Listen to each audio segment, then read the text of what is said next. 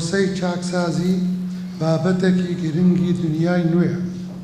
بەڕای ئێمە نەک تەنها وزارەتی پێشمەرگە بەڵکو هەموو سوپایەک ماوە پێویستی بە ریفۆرم هەیە.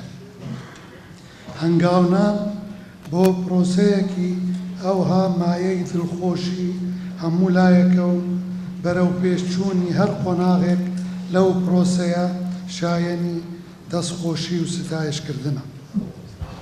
چونکە چاکسازی وەرچەرخانێکە و دەبێتە هۆی نوێکردنەوە و چالاکترکردنی توانای ئیدارەدان و سەرکردایەتیکردن.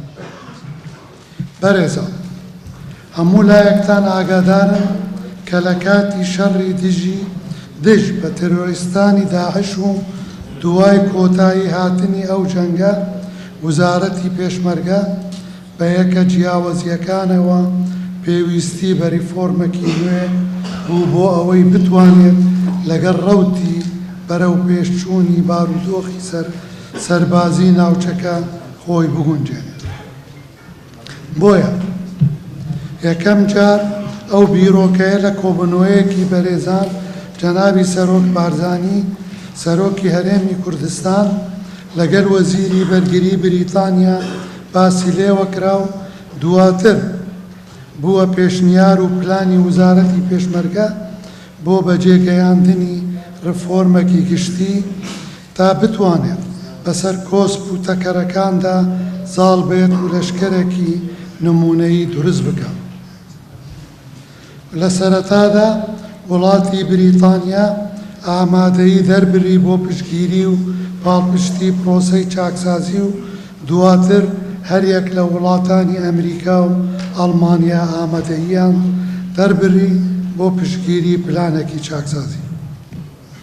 وزارەتی پێشمەرگە لیژنەیەکی باڵای پێکهێنا لە 4 ئەفسەر لە 4 ئەفسەری پلە باڵا لەگەڵ ڕاوێژکارانی هەر سێ وڵاتانی بریتانیا، ئەمریکا، ئەڵمانیا و ئەم لیژنەیە دواتر ناونڕا بە بۆردی چاکسازی کە تا ئێستا 35 کۆبنەوەیان ئەنجامداوە.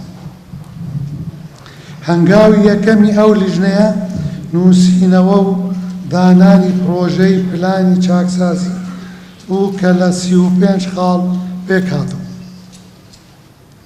لەژێر ناونیشانی بەرنامەی پێشمەرگە لە ئایندەدا کە دواتر لیژنەی ناوبراو پلانەکەیان پێشکەش کرد بە لیژنەی باڵای وزارەتی پێشمەرگە کە خۆشبەختانە ڕەزامەندی لەسەردرا و لە دوو کۆبنەوەی تایبەتدا لەگەڵ سەرۆکایەتی ئەنجومەنی وەزیران خۆشبەختانە کاک نەچیروان بارزانی سەرۆکی ئەنجومەنی وەزیران و کاک قوبات جێگیری سەرۆکی ئەنجومەنی وەزیران و کابینەی چوارەمی ئەنجومەنی وەزیران ڕەزامەندیاندا لەسەر پلانی چاکسازی پێشمەرگە لە ئایندەدا و ئامادەیی خۆیان دەربڕی بۆ گشت پاڵپشتی و پشتگیری ئەم پرۆسەیە. و دواتر لەو کاتەدا ئەم پلایەنە لەلایەن سەرۆکایەتی ئەنجومەنی وەزیران بەرزکرایەوە بۆ بەرێز جەنابی کاک مەسعود بارزانی سەرۆکی هەرێمی کوردستان و ئەویش خۆشبەختانە ڕەزامەندی لەسەر پلانەکەدا لەگەر لاردنی هەندێک تیبینی بۆ دەوڵەمەندکردنی پلانەکە. یەکێک لە خاڵەکانی پلانی چاکسازی پێشمەرگە لە ئایندەدا دامەزراندنی بەڕێوەبەرایەتی چاکسازی بوو. وزارەتی پێشمەرگە هەڵسا بە گواستنەوەی ژمارەیەک لە ئەفسەرانی لێهاتوو بە توانا بۆ بەڕێوەبەرایەتی چاکسازی و لەلایەن قوتابخانەی نیشتیمانی بۆ حکومەتی نێودەوڵەتی NSGI دوو خولی تایبەتیان بۆ کرایەوە لەسەر چۆنیەتی ئەنجامدان و جێبەجێکردنی پلانی چاکسازی. لە ئەنجامدا بڕوانامەی زانستیان لە ئاستی نێودەوڵەتی وەرگرت. ئامادەبوانی بەرێز لە ماوەی ساڵی ڕابردووی کارکردنی بەڕێوەبەرایەتی چاکسازی پێشمەرگە لە کۆی 35 پرۆژەی بەرنامەکە 5 پرۆژە خستنە بواری جێبەجێکردنەوە. لەم ڕۆژانەشدا 8 پرۆژەی تری بە هاوبەشی لەگەڵ بەڕێوەبەرایەتیەکانی وزارەتی پێشمەرگە خستۆتە بەرنامەی کارکردن و پرۆسەکە بەردەوامی دەبێت تا ئەو کاتەی پلانی چاکسازی وزارەتی پێشمەرگە بەلووتکە دەکات. بەڕێزان، ئەوەی بە گرنگی دەزانم لێرە دووباتی بکەمەوە بوونی ئیرادەی سیاسیە لەسەر ئاستی سەرکردایەتی سیاسی هەرێمی کوردستان بۆ پرۆسەکە و هیچ کۆسپوتەکەرەیەک نابینمەوە لە بەردەم سستبوون و بەجێ نەگەیاندنی ئەرکەکان.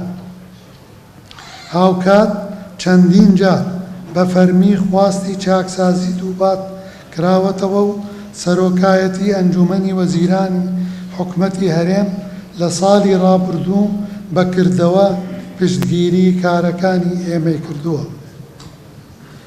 هاوکات نابێت ڕۆلی گرنگ بوو بە هێزی ڕاوێژکارانی سەربازی وڵاتانی هاوپەیمانان لەبیر بکەین، بە تایبەتی وڵاتی بریتانیا، ئەمریکا، ئەڵمانیا و هەموو ئەو وڵاتانەی هاوپەیمانان کە هاوکارمان بوون بۆ سەرخستنی پلانەکانمان. و بریارە وڵاتی هۆڵەندا لە سەرەتای ساڵی داهاتوودا ڕاوێژکاری خۆیان بنێرن بۆ ئەوەی لەگەڵ ڕاوێژکارانی هەر سێ وڵاتی ئاماژە پێدراو پاڵپشتی پلانی چاکسازی پێشمەرگە لە ئایندەدا بکەن.